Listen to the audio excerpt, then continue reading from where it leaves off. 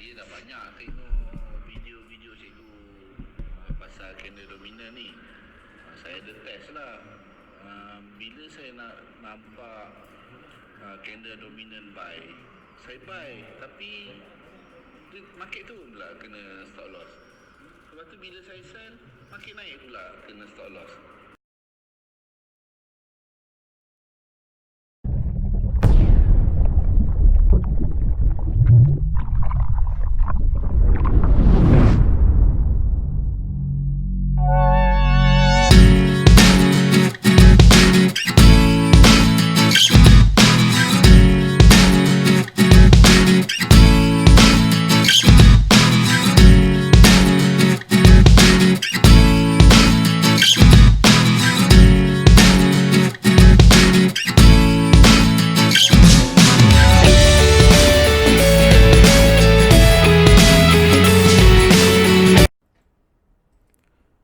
Assalamualaikum dan selamat sejahtera semua sahabat-sahabat trader Malaysia, Indonesia dan Brunei. Okey, untuk segmen kali ini adalah segmen Copy Forex. Okey, segmen yang baru saya buat untuk channel YouTube saya. Okey, channel KFX Academy. Dan pertama sekali saya nak ucapkan terima kasih kepada sahabat-sahabat trader di luar sana yang sentiasa support. Okay, sentiasa like, share video-video yang ada dalam channel YouTube KFX Academy. Okay, untuk segmen pertama dalam segmen ni, episod pertama, okay, iaitu berkenaan dengan gold. Okay, kita sharing-sharing sambil santai-santai pada petang ni, pada 19 Jun, hari ini 19 Jun 2020, jam 3.14 petang. Okey, untuk video kali ni saya just nak sharing santai-santai saja dengan anda semua. Saya nak ucapkan terima kasih sekali lagi, saya nak ucapkan terima kasih kepada semua yang support channel KFX Academy. Baik, pertama sebelum tu saya nak share sikit berkenaan kelas. Okey, sebenarnya ada beberapa perkara yang perlu saya buat persediaan, okay, terutama bila kita dalam PKP ni, PKPP, okay, dan kita perlu mengikut SOP, okay, yang ditetapkan kerajaan Malaysia, terutama bila ingin buat sesuatu kelas ataupun yang melibatkan kehadiran orang ramai. Okey, kita terus kepada kita punya tajuk hari ini. Okay, untuk gold, anda dapat lihat di skrin saya ni, saya ada buy. Okay, saya ada enter position buy untuk gold. Okay, kenapa saya buy? Okay, first dekat sini kita akan nampak ada beberapa setup, iaitu setup dominant sell. Okay, setup dominant buy yang ini adalah tidak valid sebab dia tidak jelas. Okay, kita akan kira dominant sell dekat sini dan juga di sini. Okay, H4 mengatakan menunjukkan data-data yang keluar daripada setup dominant menunjukkan seller sangat kuat pada time frame H4. Okay, seller sangat kuat pada time frame H4. Ini point number 1. Okay, dan di sini tidak semestinya bila kita lihat, okay, ada setup dominant sell berlaku pada time frame H4, tidak bermaksud kita terus boleh sell. Sebab ini kita perlu menggunakan kaedah multi time frame. Okey, sekarang kita akan lihat kenapa saya buy untuk gold pada hari ini. Okey, kita tengok untuk time frame H1. Okey, pada time frame H1 dia berlaku dekat sini berlaku setup awal, itu dominant buy. Okay, dominant buy yang pertama dekat sini dan yang kedua baru berada di sini. Okay, first pada setup yang pertama dekat sini, okay, dominant buy menunjukkan di mana data yang keluar pada time frame H1 adalah berlawanan dengan data yang keluar pada time frame H4. Okay, pada time frame H4 tadi menunjukkan ada dominant sell. Maka data di situ, okay, candlestick menunjukkan seller lebih kuat pada time frame H4, tetapi berlaku sebaliknya pada time frame H1 yang menunjukkan buyer lebih kuat, okay, berbanding seller pada time frame H1. Itu ataupun kita boleh faham buyer cuba menguat. Okay, so kita cuba pergi ke time frame yang lebih kecil. Okay, di mana saya membuat entry pada time frame M15. Okay, dekat sini berlaku dominant buy. Okay, dan dominant buy lagi, dan berlaku lagi dominant buy, kemudian terus membuat kenaikan lagi. Okay, untuk situasi semasa pada time frame M15 menunjukkan buyer masih lagi mempengaruhi pasaran. Okay, mempengaruhi pasaran pada waktu ini. Okay, untuk situasi semasa kita dah faham, kita dah tahu H4 mengatakan dekat sini, kita berbalik kepada H4 mengatakan seller masih lagi kuat. Tetapi pada time frame H1 dan juga M15, okay, menunjukkan buyer lebih kuat. Itu bermaksud kemungkinan akan berlaku kenaikan, dan di situ akan berlaku retest, setup yang akan di retest. Itu setup pada time frame H4 kemungkinan akan di retest ataupun akan berlaku reversal untuk time frame kecil, okay, pada lower time frame. So dekat sinilah bermaksud bila yang saya pernah sharing sebelum ni, dalam video-video yang sebelum ni saya ada bagi tahu bahawa bila mana kita bercakap dengan candlestick, okay, sebenarnya kita boleh bercakap dengan candlestick daripada mana? Okay, kita bercakap dengan candlestick daripada data-data yang keluar, okay, melalui pattern-pattern candlestick dominant. So dekat sini kita akan dapat contoh. Saya nak hurai sedikit setup yang berlaku dekat sini. Okay, first dia buat zone dominant, kemudian berlaku breakout. Okay, so breakout dekat sini menandakan data yang ada di sini adalah data mengatakan buyer kuat berbanding seller. Ini data yang kita perlukan. Ini adalah salah satu. Kita akan perolehi sekurang-kurangnya 3 data. Okay, data yang pertama adalah mengatakan buyer cuba menguat berbanding seller. So dekat sini tidak akan berlaku sell, okay, untuk follow time frame H4 selagi pada lower time frame tidak ada data yang mengatakan kuat untuk sell. Okay, sebab tu bila kita menggunakan candlestick, terutama trader yang menggunakan kaedah naked chart, okay, bila kita menggunakan candlestick, kita akan sebolehnya kita akan menggunakan keseluruhan ataupun kesemua data-data yang ada melalui candlestick. Sebab candlestick ni, setiap candlestick mewakili ada data-data dia tertentu yang kita boleh check. Di mana cara untuk membaca data-data ni adalah kita menggunakan kaedah multi time frame.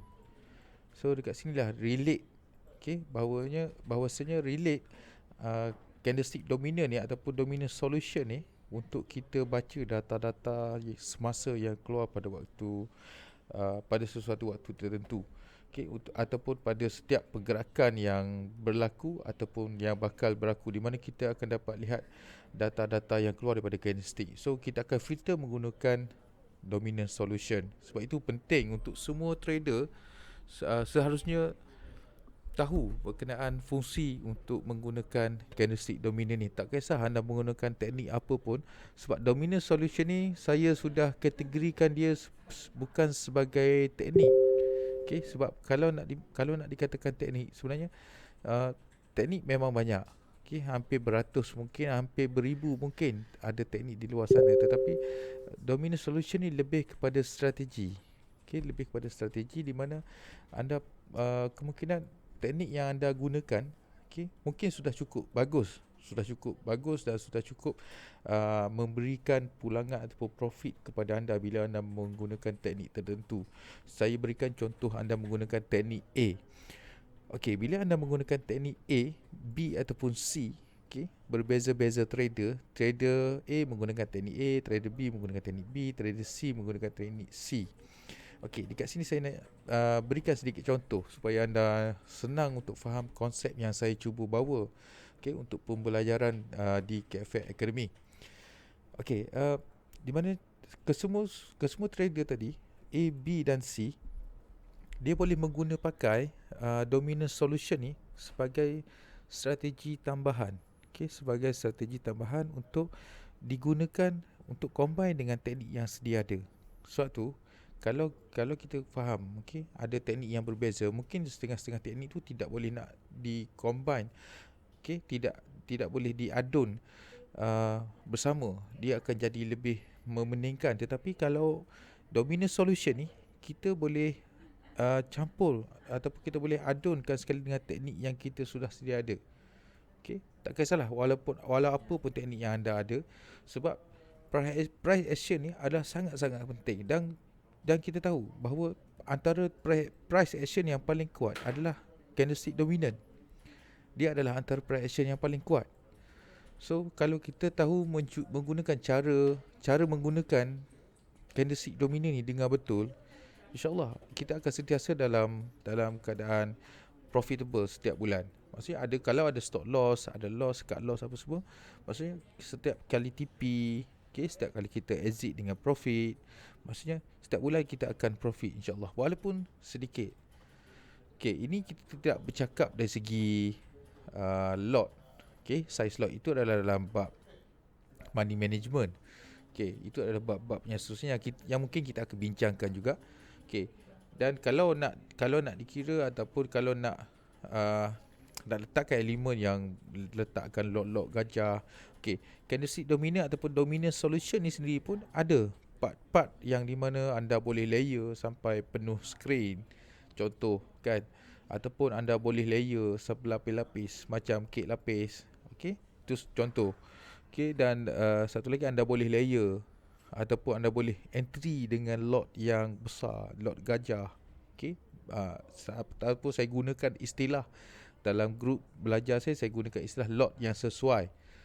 Kenapa saya ni saya nak bagi sedikit selingan. Kenapa saya gunakan istilah lot sesuai? Maksud saya lot sesuai adalah lot yang anda sudah tahu risikonya dan relatekan dengan setup yang ada pada waktu tu. Contoh dalam dominant solution dan strategi dominant solution ni, kita ada setup untuk lot yang biasa, lot yang ikut SOP, dan kita ada juga lot yang besar yang di mana juga ikut SOP. Ada SOP dia, tapi bukan semua setup yang kita perlu untuk entry dengan lot besar, dan bukan semua setup yang kita kena entry dengan lot kecil. Maksudnya ada setup tertentu. Yang tu insyaAllah kita akan belajar untuk di lain masa. Dan kembali kepada kita punya berkenaan chart kita dan tajuk kita. Berkenaan dengan goal. Contoh dekat sini, di mana data yang keluar dekat sini, kita dapat membaca data yang keluar dekat sini menunjukkan buyer lebih kuat berbanding seller. So contoh dekat time frame H4, saya berikan contoh, anda cuba buat backtest dan sila buatkan nota anda sendiri setakat mana kefahaman yang anda dapat daripada sharing saya. InsyaAllah saya harap anda semua boleh faham dengan jelas. So dekat sini kita dapat membaca data yang keluar pada time frame H4 menunjukkan seller lebih kuat. Seller lebih kuat berbanding buyer. Tapi bila kita menggunakan multi time frame, bila kita check pada lower time frame yang lebih kecil, kita dapat di sini adalah buyer lebih kuat berbanding seller. Berbanding dengan H4 tadi, seller lebih kuat. Itu menunjukkan H4 memang kuat untuk sell, tetapi pada lower time frame belum bersedia untuk melakukan penurunan untuk follow time frame H4. Jadi di sinilah sebab masalah yang mungkin timbul, di mana kadang-kadang kita terfikir bila aku buy, market sell, bila aku sell, market buy. Sebab setup yang keluar ataupun data yang kita dapat, kita tidak dapat sepenuhnya data. Kita tidak analisa sepenuhnya data yang ada di candlestick.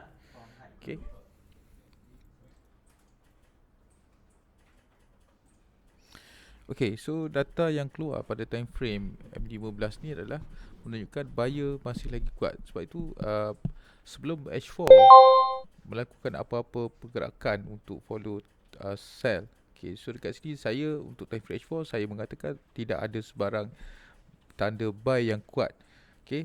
So H4 masih lagi sell. Untuk data pada time frame H4. Tetapi pada time frame H1 kita dapat lihat di sini. Nampak kalau anda dapat lihat di sini, berlaku data yang terbaru keluar mengatakan buyer lebih kuat berbanding seller. Ini menunjukkan kemungkinan dia boleh buat kenaikan. Untuk gold kemungkinan boleh buat kenaikan dan boleh mematikan ataupun setup sell, dominant sell pada time frame H4 akan jadi tidak valid.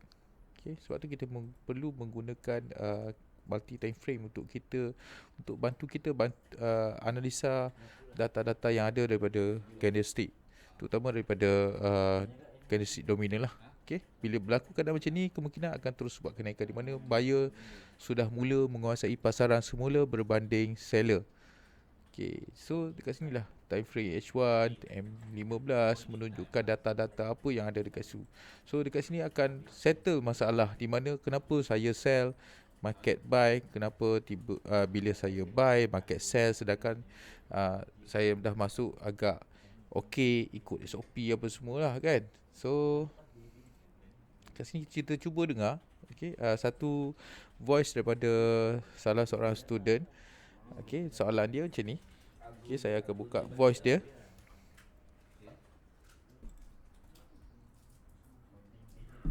Assalamualaikum cikgu. Saya dah banyak tengok video-video cikgu pasal candle dominant ni. Saya ada test lah. Bila saya nak nampak candle dominant buy, saya buy, tapi market tu pula kena stop loss. Lepas tu bila saya sell, market naik pula kena stop loss. Macam mana cikgu? Boleh cikgu tolong explain lagi macam mana, apa yang perlu saya buat? Okey, itu adalah soalan daripada salah seorang student lah yang juga belajar strategi dominant solution ni. Okey, soalan dia kenapa dia dah ikut setup. Okey, bila ada setup buy, dia akan buy, dan bila sell, dia akan sell. Inilah yang berlaku. Okey, bila contoh pada time frame H4 ada setup sell, tapi bila ada setup sell dia terus sell. Sebab di sini adalah di mana dia tidak check data-data yang keluar pada time frame kecil. Adakah time frame kecil, data-data yang keluar pada time frame kecil sudah bersedia untuk sell. Dan bila kita check pada time frame H1 juga M15, tidak ada data yang mengatakan untuk follow time frame H4. Dekat sinilah trick market. Maksudnya di mana kita nak kesan fake setup yang ada, ataupun data-data yang fake yang ada dalam market. So itu sahaja untuk hari ni, untuk video kali ni. InsyaAllah saya akan buat banyak lagi video untuk sharing apa-apa berkenaan dengan terutama dengan strategi dominant solution ni. Dan saya yakin kalau anda betul-betul faham, fahami dulu pergerakan market, data-data yang ada dalam melalui candlestick. Sebab daripada candlestick kita boleh analisa, kita boleh keluarkan data-data yang daripada sekurang-kurangnya 3 jenis data. 3 jenis data. Salah satunya adalah data daripada buyer dan seller yang saya bagi tahu tadi, mengatakan sama ada buyer kuat ataupun seller lebih kuat. Dan itu saja saya nak sharing untuk kali ini. Dan akhir sekali, saya nak bagi sedikit info untuk anda. Kelas yang saya akan buat nanti, kita akan adunkan technical dan juga fundamental dalam satu course. Dalam satu course di mana untuk dari segi dominant solution sendiri pun kita dah boleh nampak gambaran secara kasar data-data yang ada dalam melalui candlestick pattern, sama ada buyer ataupun seller menguat menggunakan strategi dominant solution. Dan juga tambahan, kita akan dapat lagi tambah data. Selain pada menggunakan dominant solution, kita juga boleh menggunakan depth of market. Depth of market software, depth of market dan juga Fmind ni, kita akan dapat data-data yang penting, terutama daripada big trader ataupun bank-bank yang berkemungkinan akan membuat pergerakan-pergerakan yang besar. Kita akan nampak volume seller ataupun buyer berada di level mana. Tips yang pertama saya ingin kongsikan adalah contoh berlaku pada time frame H4 tadi, kita dah lihat ada setup sell, mengatakan data sell sangat-sangat kuat, seller sangat-sangat kuat. So dekat sini pada time frame 15 dan juga H1 saya mula untuk mencari buy, sebab ada setup ataupun data yang keluar pada time frame H1 adalah buyer lebih kuat. Dan juga pada time frame 15, sebab tu saya membuat entry di mana berlaku dominant buy yang kuat. So saya buat entry buy dekat sini tadi. Dan stop loss, tadi stop loss saya dah ada dekat sini. So bila dah buat kenaikan, price dah buat kenaikan, kita kecilkan stop loss kita. Okay. Dan kita dapat kurangkan kita punya risk dekat sini. Okay, so adakah akan berlaku kemungkinan untuk penurunan? Okay, sell hanya akan berlaku untuk follow H4 sekiranya data yang baru keluar pada time frame 15 dan juga H1, iaitu data-data sell. Okay, yang di mana menunjukkan berlaku setup dominant sell yang baru. So dekat situ kita akan filter balik, kita akan analisa balik data-data yang ada pada waktu tu. Baru kita boleh switch kepada sell. Selagi tidak ada data yang baru mengatakan untuk sell, maka buy masih lagi valid pada lower time frame. Walaupun H4 masih lagi valid sell. Okay. Ini adalah cara untuk kita faham. Cara untuk faham mati time frame ni adalah sangat-sangat mudah dan sangat-sangat simple. Okay. Okay. Sekian saja daripada saya untuk hari ini. InsyaAllah kita akan cuba berkongsi lagi. Sila subscribe dan share, like video-video yang saya sudah sediakan dalam YouTube KFX Academy. Okay, sila share video-video ni dan sila subscribe. Okay, Assalamualaikum dan selamat sejahtera.